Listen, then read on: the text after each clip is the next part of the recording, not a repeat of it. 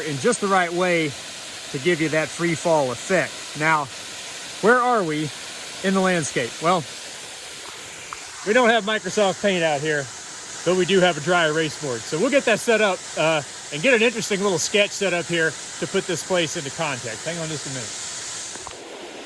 What's happening, folks? Geologist Philip Prince out in the woods in the Blue Ridge Mountains in northeast Georgia today, walking up this beautiful little stream. Going to talk today about what streams and even small rivers like this mean in the landscape, particularly when they're cascading down the bedrock like you see here. This stretch of stream is floored almost exclusively by bedrock for a pretty significant distance here, and we're down almost in like a little miniature gorge. Features like this are really, really interesting in the landscape because in many river systems, like the one I'm in, you can actually take them and sort of put them together and almost read the change of the landscape from looking at how the rivers and streams are set up, particularly in terms of where they have steep bedrock stretches like this and then very different styles of stream bed further up in their headwaters where we're going. So we're gonna make our way up this little creek. This is in the headwaters of the Chattahoochee River system. So the water flowing down this stream right now ultimately is gonna pass by Atlanta, Georgia. Absolutely no idea how long it's gonna take it to get there, but this stream, like many others, is slowly but surely picking up little pieces of sediment by pulling them out of the rock and transporting them down ultimately towards the Gulf of Mexico. So hopefully, after we break this down here, you will look at rivers and streams, and in particular waterfalls, differently, because not only do they look really cool, they sort of tell you how the landscape is actually working and changing. So we'll begin our journey here, as you can see from the way this forest looks. Sometimes in a little creek like this in the Appalachians, it can actually be pretty difficult to navigate. You have to do a fair bit of crawling, but that's just kind of the experience here. This one is a particularly nice creek to talk about because there is so much bedrock exposed in it. Sometimes you see streams like this that are filled with boulders. Those are part of the same process that we're discussing, but when you see actual in-place bedrock like we got here, that shows you that the stream is, for lack of a better word, hungry. That means it can transport all of the sediment that's being provided to it, and not only that, it actually wants to collect even more sediment by breaking the rock apart. So, as sort of an intro to the thoughts for the day here, you want to see this as essentially like an aggressive stream. It's very actively cutting into the landscape, and when you get to thinking about why that might be happening, that opens up a whole lot of other doors as well. So we'll make our way up through that rhododendron there and see what we see around the bend. So hang on just a minute. So a very noticeable detail of this stream is the fact that it appears to almost slide down tilted slabs of rock. And that's exactly what it's doing. If we zoom in on the rock there under the rhododendrons, you can see that it's got a seam there along which it's splitting. And that's what we call the foliation of the rock. This is a metamorphic rock, so that's not layering like you might see in sandstone or shale, but it's a layered structure related to the alignment of minerals. So this rock definitely has a grain to it, and that grain is absolutely controlling how the water is moving and cutting into the rock. In this particular stream, the action of the water undercuts slabs of rock, and eventually at high flows during flooding, it kind of plucks and carries them away downstream. Now, as we make our way upstream, you're going to see a little bit of a change in how the stream is interacting with the structure in the rock here. And that's pretty typical in this part of the Appalachians, where the rock is folded. You actually never know exactly which way the layering is going to tilt with respect to how the water's flowing. And that structural grain of the rock interacting with the water has a great deal to do with what the stream is going to look like at the small scale, meaning sort of what we can see in front of us right now. When you step out to the bigger picture, as far as we're concerned, this is all just bedrock in the bottom of the stream. And that's something that's also going to change as we make our way up. pretty interesting. And I would say keep this view in mind with this steep, rocky stream bed, sort of in a gorge here, closed in by the topography and the trees, and commit that to memory. Because when we get later in the video and we actually make our way far enough upstream that we get past this bedrock section, everything is going to look really, really different. As we make our way upstream, there are already some changes happening in the bedrock that are controlling what the creek actually looks like. In this particular case, the layering no longer tilts downstream. It's tilting almost across the stream here. And as we look just above us, it's tilting upstream. And this simple relationship between how the hard rock layers tilt relative to the flow of the water actually has a lot to do with what rapids and waterfalls look like. It's something you don't always think about, but if the layering tilts upstream, you tend to have a series of ledges, and the gradient in the stream tends to be spaced out over those ledges. When layering tilts downstream, like where the video started, that's where you tend to see these large sort of slide type rapids and a lot of gradient packed into one place in the stream. A particularly good example of that is not too far from here, Tallulah Gorge. Tallulah Gorge has incredible waterfalls in it. There's one called Oceana, and it's just an enormous slide down a tilted bedrock surface. You could take that much drop in the river and make 10 or 15 4 or 5 foot ledges out of it, or you could have one 65 or 70 foot slide just because of the way that layering is tilting. And this little stream does exactly the same thing, albeit on a much, much smaller scale. You can still see there's a lot of that boulder armor hanging out in the stream bed. It would be very interesting to know how often those boulders move. Because this is such a small stream, it would take a really, really, really significant flood to get them tumbling down the stream bed, but that does happen. That's how they've ended up where they are right now. And when you see evidence of that, you can always assume that it's going to happen again in the future at some point. Really nice forest here. Sometimes it's nice to just be quiet and walk along the stream, listen to the water, maybe listen to the birds. I think the phone picks up a lot of the river noise here, so we'll try to step away a little bit.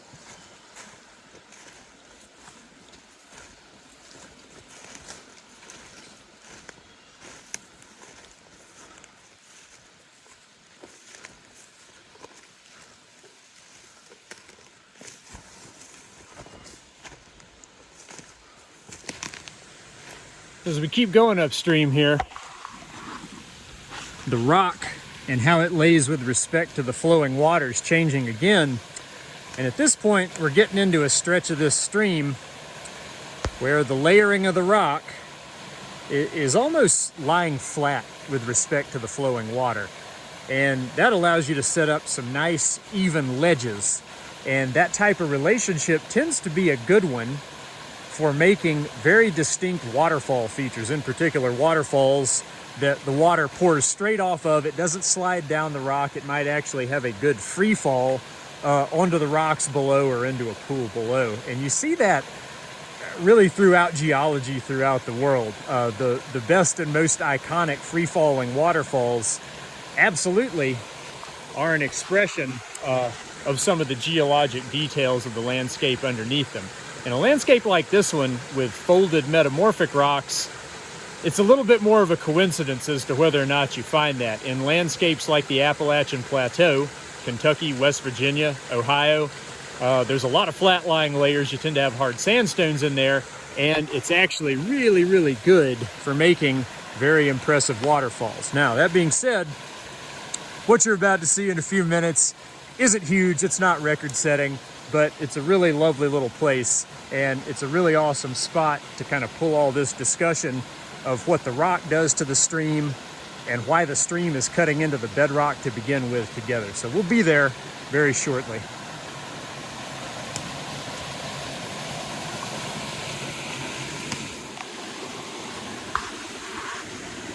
All right, so the little gorge is really starting to tighten up here. Things are getting rockier and rockier, and just around the bend, we're going to arrive at a small waterfall. Now, it's small, but it's actually free falling onto bedrock, so it's not an arrangement like you see in front of you here where the water is just flowing across the rock. There actually is sort of disconnection of the water, and in that sense, it is a standout feature here in the stream bed. Once we get up there, I'm actually going to try to sketch some of this out. It's really interesting, like I said, to think about stretches of stream like this with rapids and waterfalls in terms of the overall landscape, because they absolutely do mean something. And they are particularly meaningful to understanding a landscape when there's a large-scale pattern to it.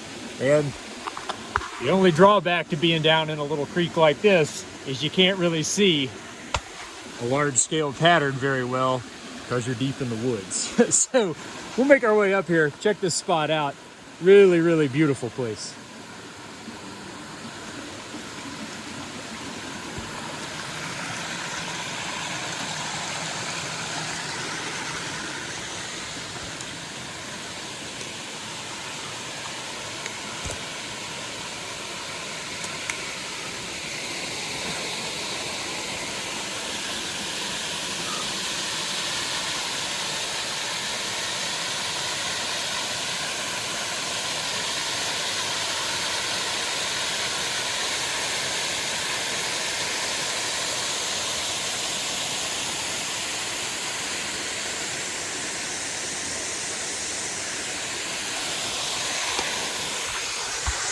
So yeah, that's a nice little spot, 10 or 12 feet high, so 3 to 4 meters. Not the biggest, but really, really cool to find in a creek like this. And again, this says something about what's happening here. First and foremost, you can see that flat lying layering arrangement that I've mentioned.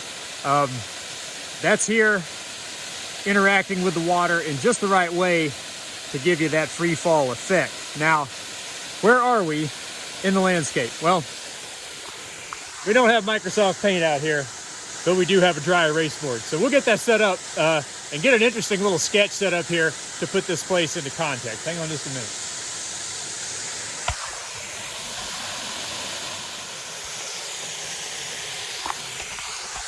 All right, so what does a waterfall like this mean? Or it's probably better to say, what does a bedrock stream like this mean in the landscape? Some of that has to be answered when we finish the trip going upstream here, but this is a nice spot to start to think about how river and stream networks actually function. We're going to draw ourselves out.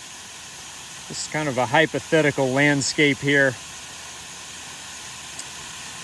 One of very few block diagrams you'll ever see me draw that's not going to say very much about the bedrock under the land surface.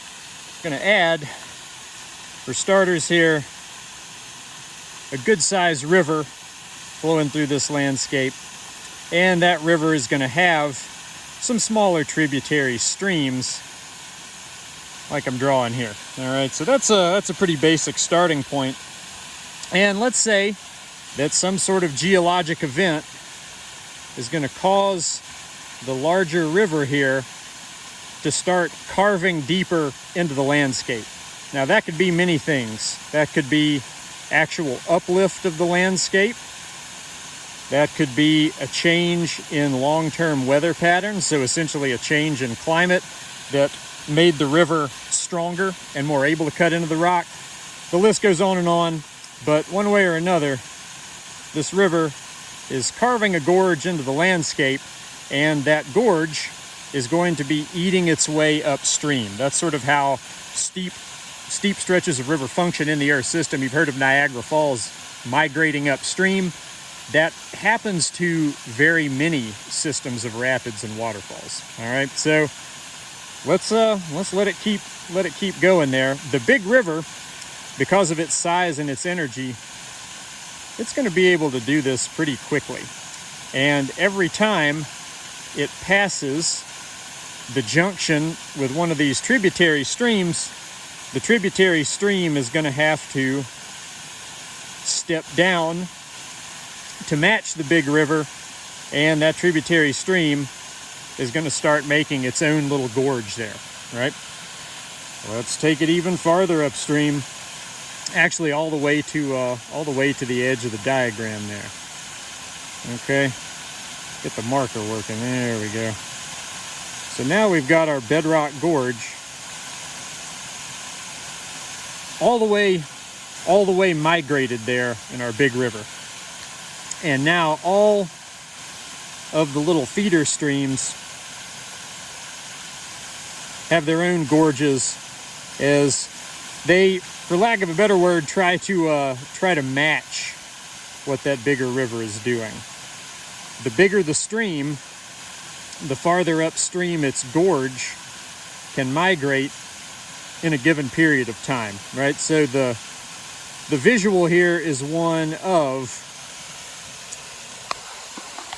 these steep gorges, almost little canyons, spreading out through the landscape and spreading away from the big river. So that's what I mean by saying that you can sort of read landscape change. What would this look like on a map? Well, you would see the main river cut down into a gorge. You would see small gorges spreading up the tributaries away from the big river. And in most cases, the tops of those gorges are going to be at about the same elevation in the landscape. And that tells you that the process going on is the rivers and streams carving into the landscape. They're not just interacting with different rock types. They're very much sort of a spreading feature. If they were at all sorts of different elevations, you'd be seeing a different pattern. We can make the diagram here a little bit more illustrative if we add some background topography. So we'll say there's some rough mountains here in the background. We'll put another little mountain right there. And these mountains will have even smaller streams flowing down to meet the larger streams in the valleys, which in turn meet the big river. You might find waterfalls in places like this where the streams are really, really tiny, and very subtle differences in the bedrock can actually form a waterfall without any of this other process going on. But in the particular place we are right now, we're right about here. We're right at the very top of one of these little gorges that is spreading away from that big river. So when you say that the stream that we walked up here is sort of hungry, like it's trying to attack the bedrock, that's absolutely what it's doing, and it's trying to carve its own canyon down to an elevation to match the big river. Problem is, the big river has a lot more water, it's a lot stronger, and our little stream here is having to work a whole lot harder. And eventually the little stream evolves to form features like the waterfall here that give it more energy. It makes it easier for the rock to fall apart or be torn apart and carried downstream there. And this overall model here of how a landscape functions, it actually can be applied to a whole lot of areas of the Appalachian Mountains, and in particular, just about anywhere in the headwaters of streams that flow to the Gulf of Mexico. So I said I'm up in the headwaters of the Chattahoochee River system here. That one drains to the Gulf, and what we've drawn here can be applied over a huge area of northeastern Georgia. In fact, even in metro Atlanta, you see this relationship of small streams flowing along. They're pretty flat, and all of a sudden they drop into a rocky gorge before they make their way down to the Chattahoochee.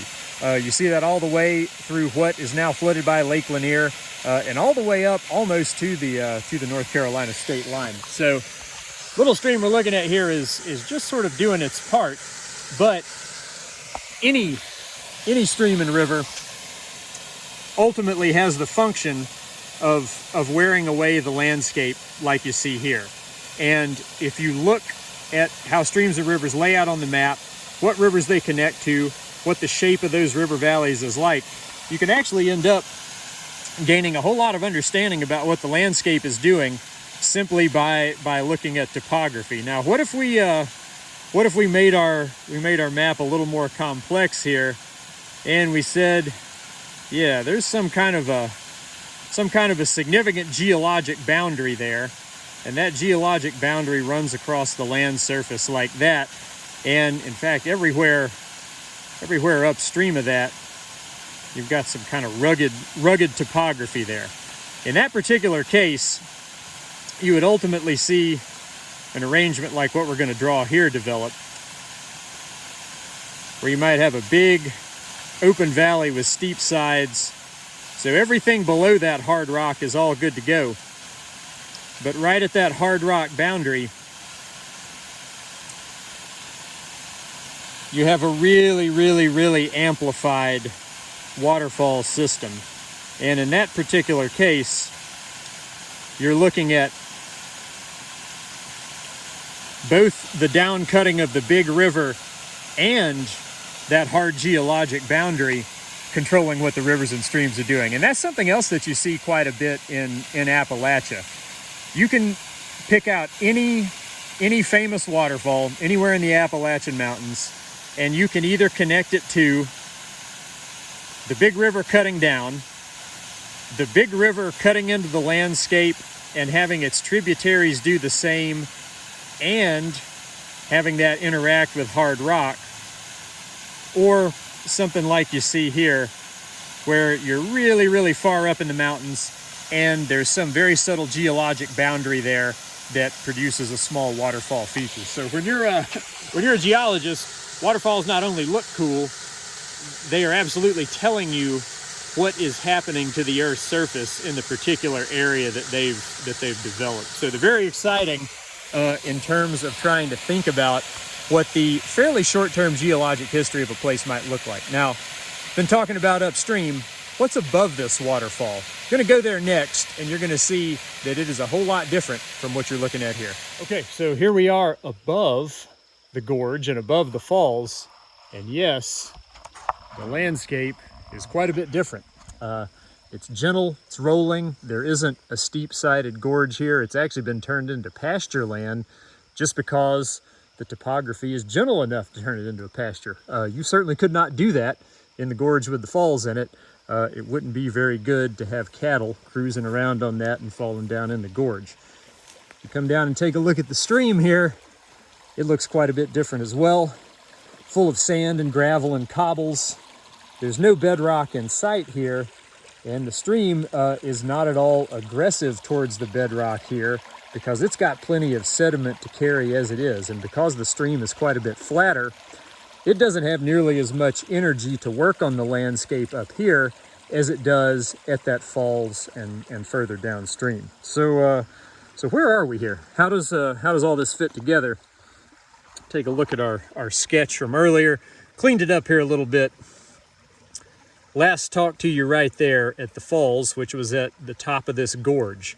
This is essentially a new landscape, right? That gorge has spread upstream away from the big river. The big river cut down into the landscape, and all of its tributaries are now cutting down into the land as well, and that is spreading away from the big river. Now, how far has that gotten? Well, just about to the falls there at the top of the gorge.